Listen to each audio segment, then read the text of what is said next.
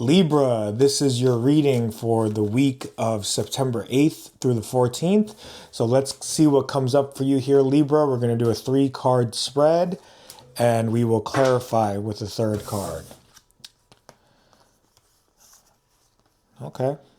All right. So you start out with the Hangman. The Hangman means that for many of you Libras, you're going to have to suspend yourself, right? Maybe take a break. Take a break from the routine. Take a break from the patterns, the thought processes, the routines that you have going on. Anything in your life that you feel like you need to suspend and pause. You can see with the Hangman, he's hung himself upside down so he can gain new perspective, right? By seeing things from this Hangman approach, right? So what do you need to look at differently? That's the big question for you Libras here, and then you need to either initiate this. Either you're not focusing on what you need to focus on and you need to take some time with yourself so that you can gain new perspectives. Or if you have been in Hangman mode, then it's time to get out of Hangman mode, because you can see he has this glow around his head. That means he has enlightenment. So if you've been in a place of, maybe being stuck, maybe being a hermit and being alone more, it's time to get out of Hangman mode and then test this new perspective that you have.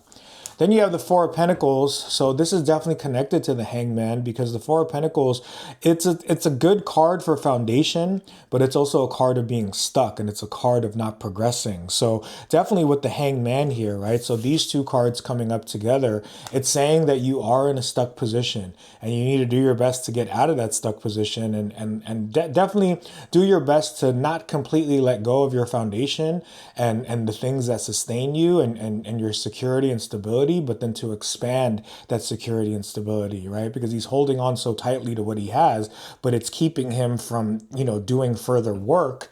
And then you have the Nine of Cups. So once you get past this stuck energy, or maybe you're working towards some kind of a wish, right? Then you will be able to get closer to that wish. And the key to the Nine of Cups is embodying the energy of that wish. You're wishing for something, you're working on something, or you're trying to gain a new perspective towards a wish that you would like to manifest. So it's now bring in that energy and act like you have that wish, even though it's not completely with you right now. And that's where you'll be with this week and moving forward. And to clarify, you have the King of Cups. So this is definitely the card that's going to be your tool.